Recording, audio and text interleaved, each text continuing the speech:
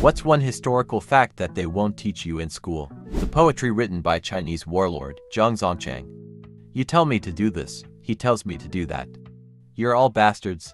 Go fuck your mother. After seeing a basketball game for the first time, he allegedly asked why the hell are they fighting over a single ball. We're the hosts, are we seriously this poor? He ordered all the players be given a basketball. There's a Soviet children's book about a boy who found a genie who's been stuck in a bottle for centuries. He takes the genie to a soccer game.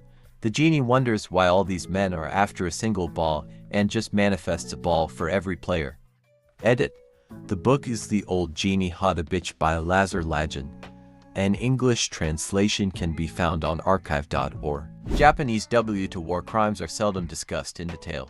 When I was in school, my French teacher decided to ditch the whole teaching us French thing one day, and spent the entire lesson talking about his father's experience in a Japanese POW camp, and the atrocities he'd witnessed. Think it was an anniversary day or something, as wasn't relevant to a bunch of British kids doing French otherwise. One of the most memorable lessons I ever had though. A friend of my grandfather's was in a Japanese POW camp and barely survived one of the marches. He did not cope well in the 90s when group tour of Japanese to New Zealand pretty much exploded. He said they were taking photos to Jurikon as per Pearl Harbor and that they should not be trusted. I was not allowed to learn Japanese at high school because of the experiences of those my grandfather knew at the RSA. My grandfather didn't fight about to ship out when the bomb was dropped, but he was part of the occupying, post-war force throughout sea, with a large chunk of time based in post-war Japan. He saw the after effects, the Poes who were rescued, found, the mass graves, the ruined cities. He did not care for the Japanese either. No Japanese cars, electronic goods, food or language was allowed in his house. Dad learned karate on the down low as a child. LOL. The circumstances surrounding the death of Meriwether Lewis of Lewis and Clark are shrouded in conspiracy. In the months leading up to his death, many people reported that Lewis had become paranoid, claiming that he was being followed and that his life was in danger.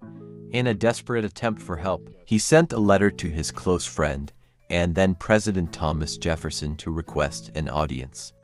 While traveling along the Natchez Trace, he stayed a night at an inn.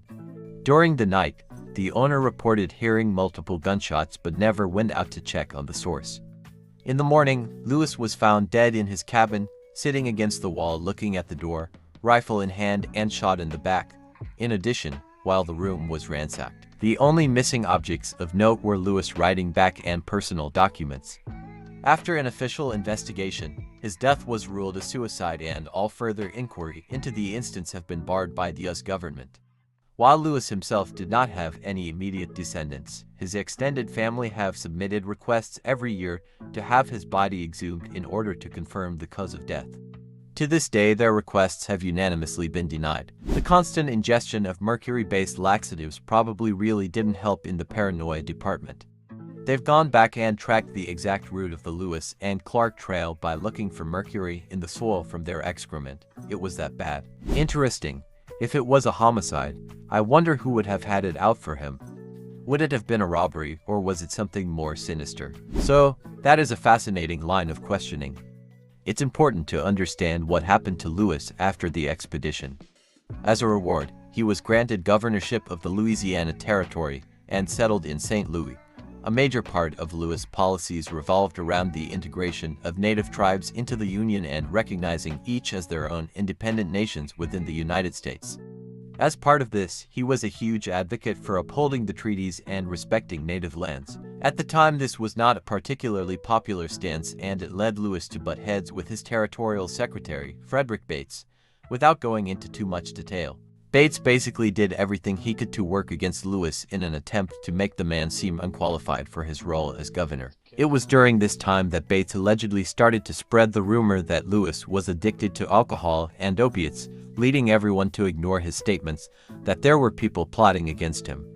The running theory is that Bates may have hired a hitman to attempt to kill Lewis and then take over the role of governor following his death. The CIA deposed or destabilized many democratically elected leaders to install leaders who were more friendly to US business policies, causing enormous loss of life and suffering all over the world. Operation Condor targeted South America, resulted in about 30.00 to 60.00 deaths and affected Argentina, Bolivia, Brazil, Chile, Ecuador, Paraguay, Peru and Uruguay.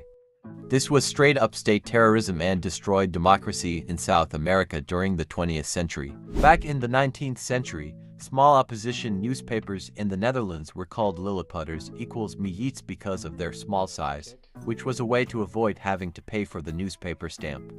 The best example of this are the papers published by the fanatical Republican Eilert Meter, who received imprisonment for lèse-majesté before being invited to meet King William II in person, who offered him an allowance if he ceased publicizing.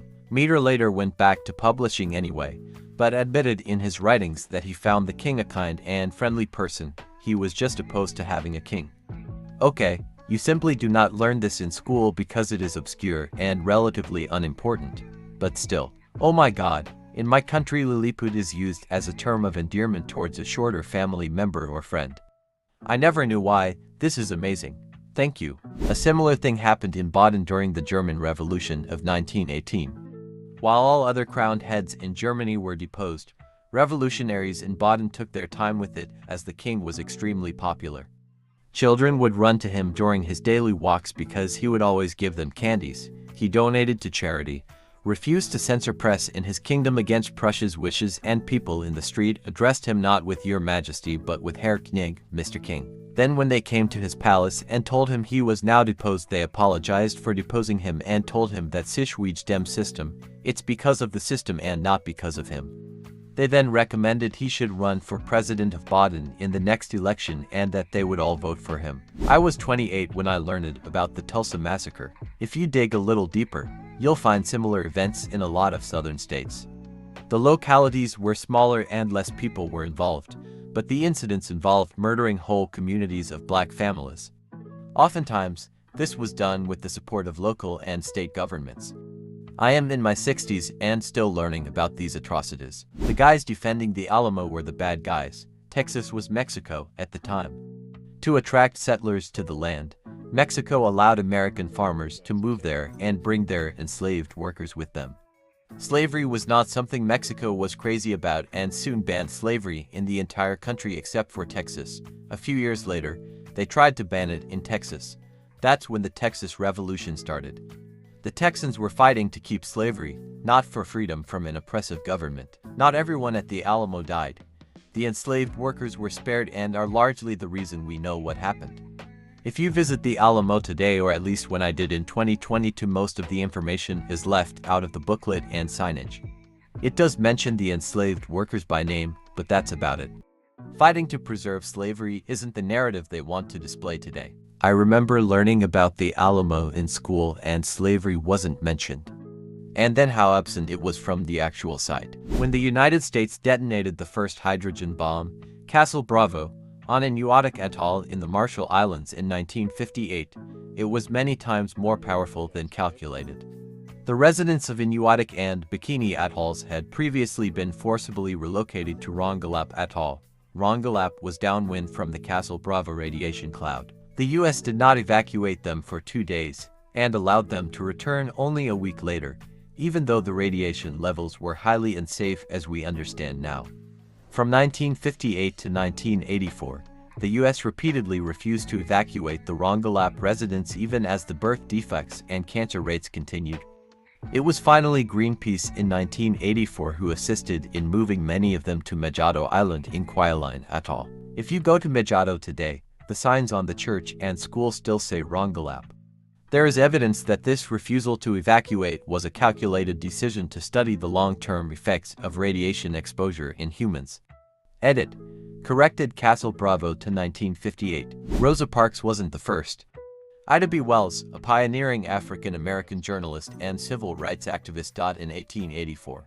Wells was traveling by train when she was ordered to give up her seat in the first-class ladies' car and move to the smoking car, which was already crowded.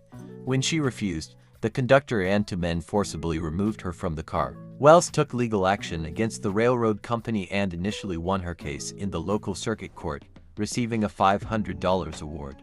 However, the railroad company appealed, and in 1887, The Tennessee Supreme Court reversed the lower court's ruling, concluding that her persistence was not in good faith to obtain a comfortable seat for the short ride. Wells was ordered to pay court costs. This incident was a catalyst for Wells' lifelong commitment to civil rights and social justice. She became a prominent journalist, owning and writing for the Memphis Free Speech and Headlight newspaper, where she reported on racial segregation and inequality. Throughout her career, Wells documented and fought against the lynching of African Americans, becoming one of the most influential leaders in the early civil rights movement. Ida B. Wells' courageous stand against racial discrimination on public transportation predated Rosa Parks' more widely known protest by several decades, highlighting the long history of resistance to segregation in the United States.